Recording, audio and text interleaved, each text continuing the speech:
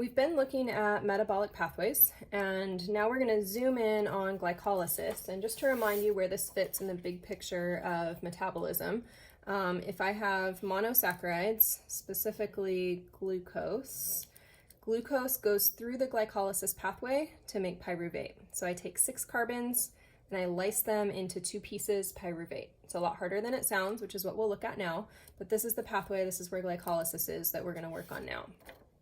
So we have the pathway here in detail. We also have a summary of the glycolysis reaction here.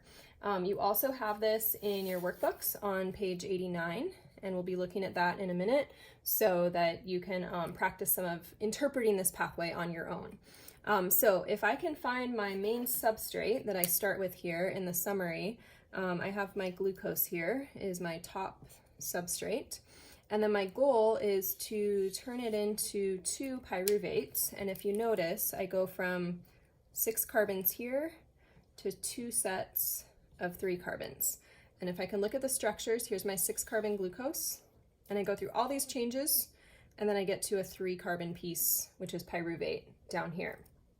The pyruvate then will lose a carbon and turn into acetyl-CoA.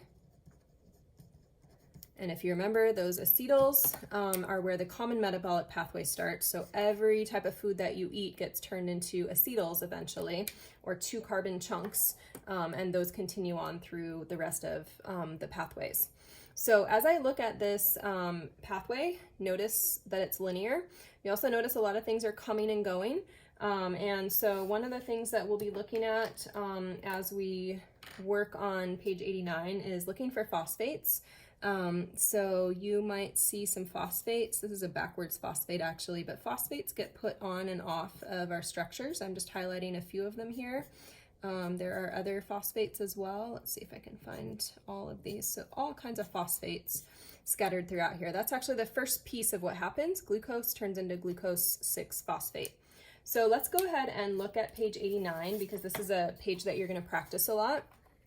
This has my same glycolysis pathway, the same straight pathway, but just to give you a little bit more space, it's drawn out kind of in a U shape here, okay? So we have a bit of a U shape.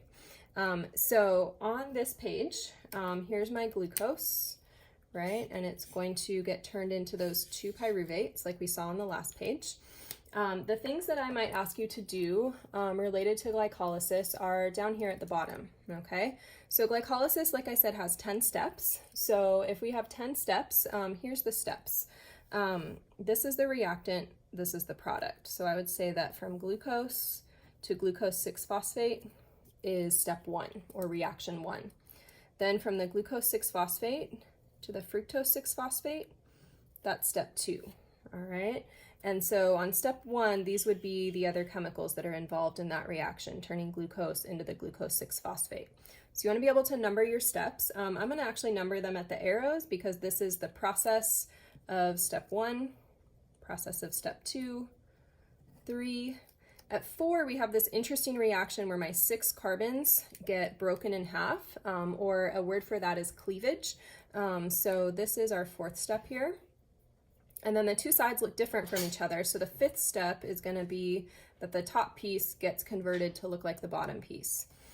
Step 6 is here, 7, 8, 9, 10. So there's my 10 steps of glycolysis. And you can see that they're labeled just in a slightly different way on this page as well. So there's my 10 steps. The next thing it says to do is highlight the phosphate groups, including in a TP. That P is for phosphorus or phosphate, and a DP. All right, so looking up here, for example, here's some P's. All right, this phosphate group here, I want it to really stand out at me, so that's why I'm highlighting that in yellow. It's going to help me identify some of the reaction types. Here's another phosphate. Here's some more P's showing up. And so you want to continue through the whole pathway, highlighting those phosphate groups. All right. Then you want to go to each reaction and you want to be able to give it a label, okay? And we want to give the label that the substrate would see. And so the substrates, again, are going to be these central molecules. So not looking at what the curved arrow thinks, but what does the glucose see as the reaction? Or the glucose 6-phosphate, what does it see as the reaction? These are your options for how to label each reaction. And this goes back to some of the reactions we saw with the nucleotides and other reactions we've learned all semester. So let's take a look first at step 1 here. So glucose turns into glucose 6-phosphate. So I'm thinking, okay, the glucose has gained a phosphate. And so that step 1 reaction, I would say that this is a phosphorylation. Can you see that? So phosphorylation meant I gained a phosphate. You don't have to highlight these all green, but I can see that I gained a phosphate. The ring opened up and I stuck a phosphate onto it. In the second step, I noticed that there's nothing by the arrow. If there's nothing by the arrow, I'm not adding anything and I'm not removing anything. There's a little hint here at the bottom in the enzyme name that says it's an isomerase. And so literally here, if you look at the top, there was a carbonyl aldehyde and it moved over and became a ketone. Glucose turned into fructose. So when there's nothing added or subtracted at the arrow, and good hint, if the enzyme is called an isomerase, from glucose 6-phosphate to fructose 6-phosphate, this is a new reaction we haven't seen before called an isomerization. Our body does this all the time because it's like, oh, that molecule's not quite right, let's just turn it into an isomer. So step 2, reaction 2 is an isomerization reaction.